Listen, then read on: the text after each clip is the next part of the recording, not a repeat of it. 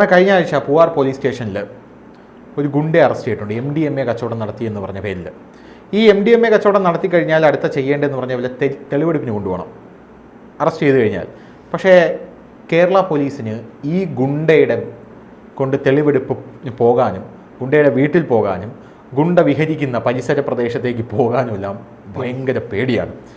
കാരണം ഗുണ്ടയെന്ന് പറഞ്ഞാൽ ചെറിയ ഗുണ്ടയൊന്നുമല്ല. കേരള പോലീസിനെ പോലും ഭയമില്ലാത്ത നമ്മുടെ മുഖ്യമന്ത്രി പിണറായി വിജയൻ്റെ പേഴ്സണൽ പൊളിറ്റിക്കൽ സെക്രട്ടറിയുടെ ചേട്ടനെ വരെ എടുത്ത് കിണറ്റിലിട്ട ഗുണ്ടയാണ്. അതെ, എടുത്ത് കിണറ്റിയിട്ട ഗുണ്ടയാണ്. ആ ഗുണ്ടയുടെ കഥകൾ നമുക്ക് കേൾക്കണം. എന്താ ഇപ്പം ഈ പൂവാറുള്ള അതിൻ്റെ കാര്യം എന്താ? പൂവാറുണ്ടായത് നമ്മുടെ കഴക്കൂട്ടം കാരോട് ബൈപ്പാസ്. നമ്മുടെ ഈ കഴക്കൂട്ടം കാരോട് ബൈപ്പാസ്, ഈ ബൈപ്പാസിൽ ഇവിടുത്തെ MDMAയുടെ വലിയ കച്ചവടം നടത്തുന്നത് ലിജോയും ലിജിനുമാണ്. ലിജോ ലിജിൻ എന്ന് പറഞ്ഞ രണ്ട് ടീംസ് ഉണ്ട്. മരണം MDMAയിൽ സ്ഥിരമായിട്ട് ഇതിൻ്റെ ഹോൾസെയിൽ ഡീലേഴ്സ് എന്നൊക്കെ പറയത്തില്ലേ, സിറ്റിയിലെ ഇതിൻ്റെ ഹോൾസെയിൽ ഡീലേഴ്സായിട്ട് അറിയപ്പെടുന്നവന്മാരാണ് ലിജോയും ലിജിനും. ലിജോയ്ക്കും ലിജിനെതിരെ ഒരുപാട് കേസുണ്ട്. എനിക്കൊന്ന് ലിജോ ആണോ ലിജിനാണോ എന്ന് എനിക്ക് കൃത്യമായിട്ട് ഓർമ്മയില്ല. രണ്ടിലൊരാൾ നമ്മുടെ ഒരു രാജേഷ് എന്ന് പറഞ്ഞൊരു പയ്യനെ കുത്തിക്കൊന്ന കേസിലെ രണ്ടാം പ്രതിയാണ്. ലിജോയോ ലിജിൻ, അതിന് പേര് എനിക്ക് കൃത്യമായിട്ട് ഓർമ്മയില്ല, മറ്റില്ല ആരാണെന്ന് അറിയില്ല. അപ്പം ഇവരെ 3 പേരെയും കൂടെ നമ്മുടെ സിറ്റിയിലെ സ്പെഷ്യൽ സ്ക്വാഡ് പിടിച്ചു. MDMA ആയിട്ട് സ്പെഷ്യൽ സ്ക്വാഡ് സംശയം തോന്നി പിടികൂടി. മറയിൽ MDMA ഉണ്ടായിരുന്നു. കൺസേൺ സ്റ്റേഷൻ പൂവാറാണ്. പൂവാർ സ്റ്റേഷനിൽ ഇവർ ഹാൻഡ് ഓവർ സ്ക്വാഡ് പിടിച്ചു കഴിഞ്ഞാൽ അവർ കൺസേൺ സ്റ്റേഷനിൽ കൊണ്ടുപോയി കൊടുക്കും. അതാണ് രീതി. അപ്പോൾ അവർ സ്ക്വാഡ് പിടിച്ചിട്ട് അവർ കൊണ്ടുപോയി പൂവാർ സ്റ്റേഷനിൽ കൊടുത്തു. അപ്പം ധനുഷ് പറഞ്ഞ പോലെ തന്നെ MDMA കേസിൽ പിടിച്ചു കഴിഞ്ഞാൽ അടുത്ത മണിക്കൂറുകൾക്കകം പ്രതികളുമായി തെളിവെടുപ്പ് നടത്തണം. പ്രതികളുടെ വീട്ടിലും തെളിവെടുപ്പ് നടത്തണം. അതാണ് ഇതിൻ്റെ ഒരു പ്രൊസീജിയർ. ലിജോയെ കൊണ്ടുപോയി, ലിജിനെ കൊണ്ടുപോയി. രണ്ടുപേരുമായിട്ട് തെളിവെടുപ്പ് കാര്യമായിട്ട് പോലീസ് നടത്തി തിരിച്ചു കൊണ്ടുവന്നു. പൂവാർ സ്റ്റേഷനിൽ ലിജോയുടെ ലിജിന്റെയും തൊട്ടപ്പുറത്തെ സെല്ലി കിടപ്പുണ്ട് ഷെഫീഖിനെ ഇറക്കാൻ ഇവർക്ക് പേടി. പേടി, ഭയങ്കര ഭയം, പോലീസിന് ഭയം. തെളിവെടുപ്പ് എങ്ങനെ നടന്നറിയോ? അവന്റെ കയ്യിരിപ്പ് അങ്ങനെ, അവന്റെ കയ്യിരിപ്പുള്ളി ഇനി പറയാം. അപ്പൊ ഇവരുന്ന് 2 പോലീസുകാര് സ്കൂട്ടർ ബൈക്ക് എടുത്തു.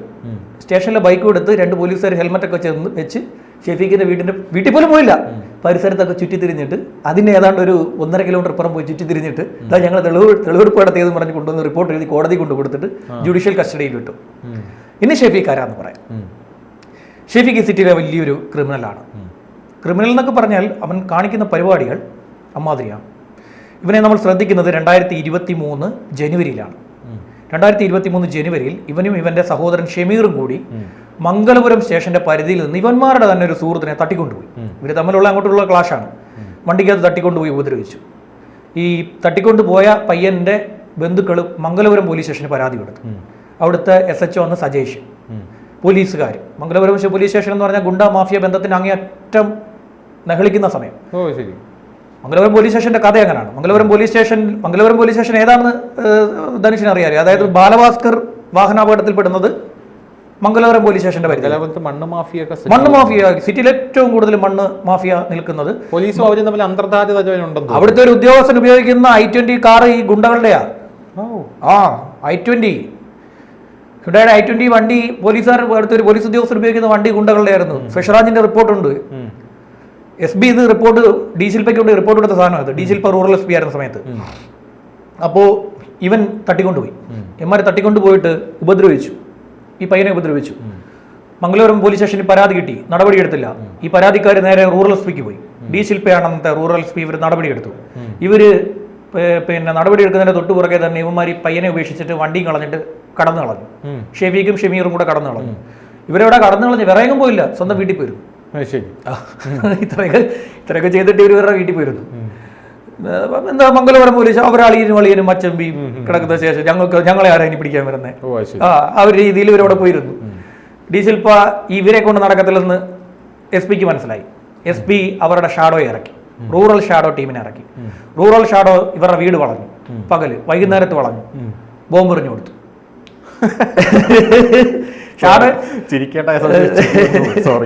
ഷാഡോയ്ക്ക് നേരെ ബോംബെറിഞ്ഞു കൊടുത്തു. ഷാഡോ വലിഞ്ഞു, സ്ഥലം വിട്ടു, പിൻവാങ്ങി. പേടിച്ചു. ഷാഡോയ്ക്ക് ഇതുണ്ടോ, അമ്മ കിട്ടിയവന്മാര് അമ്മമാരെ തിരിച്ചു വരികയും ചെയ്യും. രാത്രി വീണ്ടും വലിയ ഫോഴ്സ് ആയിട്ട് മാറിയത്, പോലീസിന്റെ വലിയ ഫോഴ്സ്. അവർക്ക് മനസ്സിലായി ഈ പോലീസ് സ്റ്റേഷനിൽ നിന്ന് അവരെ സഹായിക്കില്ല എന്ന് മനസ്സിലായി. എന്നിട്ട് ഇവന്മാർ രാത്രി വീണ്ടും കയറിയപ്പോൾ രൂക്ഷമായി ബോംബെറിഞ്ഞു. നേരത്തെ ഉദ്യോഗസ്ഥർക്ക് നേരെ എറിഞ്ഞില്ല, മരത്തിൽ എറിഞ്ഞാൽ പൊട്ടിച്ചു. ഉദ്യോഗസ്ഥർക്ക് നേരെ എറിഞ്ഞു കൊടുത്തു. ബോംബെന്ന് പറഞ്ഞു കഴിഞ്ഞാൽ തോട്ട എറിഞ്ഞു പൊട്ടിച്ചു കൊടുത്തു. ഭാഗ്യം കൊണ്ട് അവിടുന്ന് രക്ഷപ്പെട്ടവർ. അന്നേരം ഇവർക്ക് മനസ്സിലായി ഇനി അവിടെ വന്നു കഴിഞ്ഞാൽ കൈകൊള്ളും. ഇവർ നേരെ ആര്യനാട് എന്ന് പറയുന്ന തിരുവനന്തപുരത്തെ ഒരു സ്ഥലം നമുക്കറിയാലോ, ആര്യനാട് സ്റ്റേഷൻ പരിധിയിൽ പോയി. ഇവരവിടെ ചെന്നിട്ട് അപ്പോഴും ഇവരെ പിടിക്കുന്നില്ല.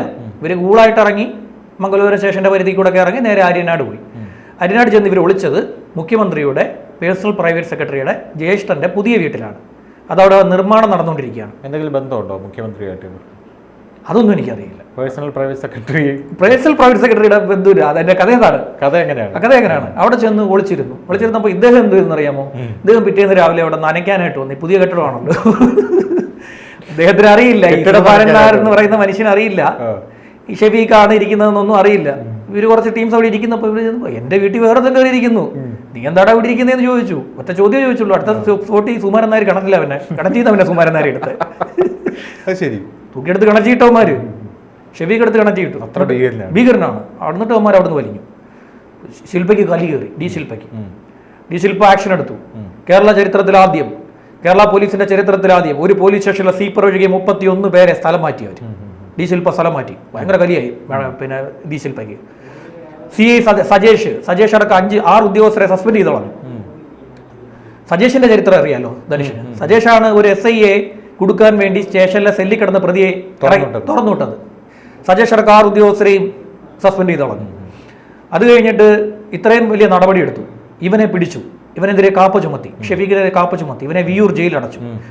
വിയൂർ ജയിൽ അടച്ചപ്പോൾ ഇവൻ വിയൂർ ജയിലിൽ ഇവന്റെ സെല്ലിൽ കിടന്നവനെ എടുത്തിട്ട് ഇടിച്ചു. സെല്ലിൽ കിടന്നവനെ ഇടിച്ച് പരിവാക്കി കിടന്നവനെ. അസിസ്റ്റന്റ് ജയിൽ സൂപ്രണ്ട് ഇടപെട്ടു. അയാളെ അടിച്ചോടിച്ചു. അസിസ്റ്റന്റ് ജയിൽ സൂപ്രണ്ട് കൈ അടിച്ചോടിച്ചു. സൂപ്രണ്ടിനെ അടിക്കുന്ന കണ്ടിട്ട് ചോദിക്കാൻ വേണ്ടിയിട്ട് ജയിൽ വാർഡൻ ഓടി വന്നു. അവന്റെ കാലും അടിച്ചു പറിച്ചു. 12 സ്റ്റിച്ച് ആഴത്തിൽ കടിച്ചു പറിച്ചു. മാംസം അവന്റെ വായിരിക്കുക പകുതി. ഇത്ര ഇരിക്കെ ഇവന്റെ കാപ്പ് ഒഴിവാക്കി. ആഭ്യന്തര വകുപ്പ് റിപ്പോർട്ട് കൊടുത്തു. ഇവൻ പ്രശ്നക്കാരനൊന്നുമില്ല എന്നുള്ള രീതിയിൽ റിപ്പോർട്ട് കൊടുത്ത് ഇവന്റെ കാപ്പ് ഒഴിവാക്കി. കാപ്പ് ഒഴിവായിരുന്നു എന്ന് മനസ്സിലായപ്പോൾ ഷെഫീഖ് ജാമ്യത്തിന് പോയി. കോടതിയിൽ ജാമ്യത്തിന് പോയി. ജാമ്യത്തിന് പോകുമ്പോൾ പോലീസ് എന്താ വേണ്ടത്? ജയിൽ സൂപ്രണ്ടന്റെ കൈ അടിച്ചു പിടിച്ചതിൽ FIR ഉണ്ട്. ജയിൽ വാർഡന്റെ കാല് കടിച്ചു പറിച്ചതിൽ FIR ഉണ്ട്. പ്രോസിക്യൂഷൻ എന്ത് ചെയ്യണം? കോടതി അറിയിക്കണം. ഇവന്റെ ജാമ്യത്തെ തടയണം. പറഞ്ഞില്ല പ്രോസിക്യൂഷൻ. കോടതി അറിയിച്ചില്ല. ഇവൻ ഇങ്ങനെ ഒരു പ്രശ്നമുണ്ട്, ഇവനെതിരെ FIR ഉണ്ടെന്ന് കോടതി അറിയിച്ചില്ല. കോടതി ജാമ്യം കൊടുത്തു. അങ്ങനെയാണ് ഇവൻ പുറത്തിറങ്ങിയത്. പുറത്തിറങ്ങിയിട്ടാണ് ഇപ്പോൾ MDMA കച്ചവടത്തിന് പിടികൂടിയിരിക്കുന്നത്. എന്നിട്ട് പൂവാർ സ്റ്റേഷനിൽ കിടക്കവേ ആരോഗ്യ പ്രശ്നങ്ങൾ ഇല്ലെന്നിരിക്കെ എന്തെങ്കിലും തെളിവെടുപ്പ് നടത്തണമെങ്കിൽ തെളിവെടുപ്പിൽ ആരോഗ്യ പ്രശ്നങ്ങൾ ഉണ്ടെങ്കിൽ പോലീസ് ചില നടപടികൾ സ്വീകരിക്കാറുണ്ട്. ആരോഗ്യ പ്രശ്നമില്ല, പ്രതി കസ്റ്റഡിയിലുണ്ട്, പ്രതി ജുഡീഷ്യൽ കസ്റ്റഡിയിലല്ല, പോലീസ് കസ്റ്റഡിയിൽ സെല്ലിൽ കിടക്കുകയാണ്. ആ പ്രതിയെ കൊണ്ട് കേരള പോലീസിന് തെളിവെടുപ്പ് നടത്താൻ പേടി, ഭയപ്പെടുന്നു പോലീസ്. ഇവിടുത്തെ ആഭ്യന്തരം എങ്ങോട്ടാണ് പോകുന്നതെന്നൊന്ന് ആലോചിച്ചു. അല്ല, ഇന്നലെ എന്തോ ഗുണ്ട വിളയാട്ടം ഉണ്ടായിരുന്നല്ലോ, കൈയടിച്ചോടിച്ചു. ഒരാവശ്യമില്ല. ഗുണ്ടകളോട് ഒരിടത്തിരിക്കുന്നു. ഗുണ്ടകളി സിറ്റിയിൽ ഒരു സ്ഥലത്ത് ഇങ്ങനെ ഇരിക്കുന്നു. ഒരു 2 പയ്യന്മാർ ബൈക്കിൽ പോകുന്നു. ഇതിലൊരു പയ്യൻ ഇയർഫോൺ വെച്ചിട്ടാണോ എന്നറിയില്ല, ഹെഡ്ഫോൺ വെച്ചിട്ടാണോ എന്നറിയില്ല. അവൻ അവരോട് സംസാരിച്ച പോലെ ഈ ഫോണിൽ സംസാരിച്ചുകൊണ്ടായിരിക്കുമോ എന്ന് എനിക്കറിയില്ല. പോലീസ് പറയുന്നത് ഈ പയ്യൻ അവന്റെ ഏതോ അഫെയറുമായി ബന്ധപ്പെട്ട് സംസാരിക്കുമായിരുന്നു. അവൻ എന്തോ ലവ് അഫെയർ ഉണ്ട്, അതുമായിട്ട് സംസാരിച്ചുകൊണ്ട് അവൻ ചിരിച്ചു. അത് ഗുണ്ടയെ നോക്കിയിട്ടാണെന്ന് കരുതി ഗുണ്ട അവന്റെ കൈ അടിച്ചോടിച്ചു. 3 ഒടിവ്, കൈയിന്റെ 3 പൊട്ടല്. ഇവിടെ നെഹളിക്കണവന്മാര്. ഓപ്പറേഷൻ ആഗ് നടക്കുമ്പോഴാണിത്. ഓപ്പറേഷൻ ആഗ് എന്ന് പറയുന്നത് എന്താണെന്നറിയാമോ? ഓപ്പറേഷൻ ആഗ് ഇവര് റീൽസിലൊക്കെ കണ്ടിട്ടുണ്ട്. ഈ എലിയെ പിടിക്കാനായിട്ട് എലിപ്പെട്ടിക്കകത്ത് ഈ തേങ്ങാപ്പൂള് വെക്കുമ്പം എലി കൂളായിട്ട് വന്ന് തേങ്ങാപ്പൂള് കടിച്ചോണ്ട് ഇറങ്ങിപ്പോണം. അതുപോലെയാണ് ഇവിടെ ഓപ്പറേഷൻ ആഗ്. ഓപ്പറേഷൻ ആഗ് എന്ന് പറഞ്ഞ് ഇവരെന്താ നടത്തുന്നത്? എല്ലാ ഗുണ്ടകളുടെ അഡ്രസ് ഉണ്ട്. FIR-ൽ ഇവരുടെ എല്ലാം കുറ്റപത്രത്തിലാണെങ്കിൽ FIR ആണെങ്കിൽ ഇവരുടെ അഡ്രസ് ഉണ്ട്. ഈ ക്രൈം ചെയ്യുന്നവൻ ഇവന്റെ വീട്ടിൽ ഇരിക്കുവാന്നോ? പിന്നെ ഇവൻ ക്രൈമും ചെയ്ത് കുറ്റകൃത്യവും നടത്തിയിട്ട് അവന്റെ വീട്ടിൽ പോയി താമസിക്കുമോ? ഇവര് അഡ്രസ് തപ്പിയാ ചെല്ലുന്നേ. ഇവർ അഡ്രസ് തപ്പി ചെല്ലുമ്പോ അഡ്രസ് ചെല്ലുമ്പോ വേറെ ആൾക്കാരൊക്കെ അവിടെ താമസിക്കും. വാടക വീട്ടിൽ അഡ്രസ്സൊക്കെ കൊടുത്തിരിക്കുന്നത്. പിന്നെ അവിടെ ഇരിക്കുമല്ലേ ഇവർ ആകെന്ന് പറഞ്ഞിട്ട് ഇവർ അങ്ങോട്ട് കയറി ചെല്ലും. ഇവർ ആഗ് കടത്തി പെട്ടുപോയി. ഇവർ വലിയ കാര്യമായിട്ട് ആഗ് കടത്തി. ഇവര് പിന്നെ എറണാകുളത്ത് ആഗ് തകർക്കും. ആഗ് ഒരു ഗുണ്ടയുടെ പിന്നെ തമന ഫൈസലിന്റെ വീട്ടിൽ ചവിട്ടി പറന്ന് കയറി ചെന്നപ്പോ 4 പേര് ഓടി ബാത്റൂമിൽ കയറി. ഗുണ്ടകളാന്ന് എന്നിട്ട് ഇവർ എന്ത് ചെയ്തു? നേരെ നിന്ന് കഥക് ചവിട്ടി പൊളിച്ചു. കഥ പൊളിച്ചപ്പോഴത്തേക്ക് ആലുവ DYSP, വിജിലൻസിലെ ഒരു ഉദ്യോഗസ്ഥൻ, ഒരു പോലീസ് ഡ്രൈവർ, ഒരു CPO, 4 പേര് ബാത്റൂമിൽ ഒളിച്ചിരിക്കുന്നു ഫൈസലിന്റെ വീട്ടിൽ. ഇതാണ് ഓപ്പറേഷൻ ആഗ്. ഓപ്പറേഷൻ ആഗിന്റെ ആകെ ഉണ്ടായ ഫലം ഇവിടുത്തെ ഒരു DYSPയുടെയും ബാക്കിയുള്ള 3 പോലീസുകാരുടെയും പണി പോയി എന്നുള്ളത് മാത്രമാണ് ഓപ്പറേഷൻ ആഗ് കൊണ്ട്. ഇവിടെ എത്ര ഗുണ്ടകളെ പിടിച്ച്? ഒരു ഗുണ്ടയും പിടിച്ചിട്ടില്ല. പ്രധാനപ്പെട്ട പണ്ട് ഈ ഗുണ്ടകളെന്നൊക്കെ പറഞ്ഞ് നടക്കി ഇപ്പോൾ വിവാഹം കഴിച്ച് കുട്ടികളൊക്കെ ആയി ഒതുങ്ങി ജീവിക്കുന്ന കുറെ പാവപ്പെട്ടന്മാരെ പോയി വരട്ടി. ഇപ്പം അവനന്മാരൊക്കെ ഓട്ടോ ഓടിച്ചും മര്യാദയ്ക്ക് സിറ്റി ജീവിക്കുന്നുണ്ട്. കുറെ ഗുണ്ടകളൊക്കെ വിറ്റ് ജീവിക്കുക. പച്ചക്കറിയൊക്കെ വിറ്റ് ജീവിക്കുന്ന മീൻ കച്ചവടം നടത്തുന്ന ഗുണ്ടകളുണ്ട്. ഇനി പഴയ ഗുണ്ടകളിൽ പലരെയും ഞാൻ കണ്ടിട്ടുണ്ട്. ഒരു മീൻ കച്ചവടം, പച്ചക്കറി കച്ചവടം, ഓട്ടോറിക്ഷ ഡ്രൈവർമാരൊക്കെ അമ്മനൊക്കെ കല്യാണം കഴിച്ച് കുട്ടികളൊക്കെ ആയപ്പോൾ ഒതുങ്ങി. ഇതുങ്ങളെ കുറെ പേരെ പോയി നിന്നിട്ട് വരട്ടി. നീ ഇറങ്ങിക്കഴിഞ്ഞാൽ ഞങ്ങൾ ഇറങ്ങുന്നില്ലല്ലോ. ഇവരവിടെ ചെന്ന് വരട്ടാൻ ചെന്നപ്പോഴല്ലോ അവരോട് ഞങ്ങൾ ഇറങ്ങുന്നില്ലോ. ഏതാണ്ട് വർഷങ്ങളായിട്ട് ഇവർക്കെതിരെ ക്രൈം ഇല്ല. ഒറിജിനൽ ഗുണ്ട ഷഫീഖിനെ പോലെയുള്ളവന്മാരെല്ലാം കാല് കടിച്ചു പറിക്കും. ഇതാ ഇവന്റെ വിനീതിന്റെ ഗുണ്ട സെറ്റപ്പ് ഉള്ളവന്മാരെല്ലാം താണ്ട കുറച്ച് ദിവസം മുമ്പ് നമ്മുടെ ഇവിടെ അടുത്തൊരു ഗ്രൗണ്ടിൽ നിന്ന് ക്രിക്കറ്റ് കളിക്കുന്നത് ഞങ്ങൾ. മറ്റേ അനന്തു ഗിരീഷ് കൊലക്കേസിലെ പ്രതി വിനീതിന്റെ സെറ്റപ്പിലുള്ള ഗുണ്ടകളുണ്ടല്ലോ. അത്ര രസകരമായിട്ട് എന്തായാലും ആകെ മുന്നോട്ട് പോകുന്നത്. എന്തായാലും ഗുണ്ടകളുടെ വെള്ളയാട്ടം എവിടെ ചെന്ന് അവസാനിക്കുമെന്ന് അറിയില്ല. കേരള പോലീസിന് ഒരു നല്ല നമസ്കാരം പറഞ്ഞു നമുക്കിത് അവസാനിപ്പിക്കാം. നന്ദി.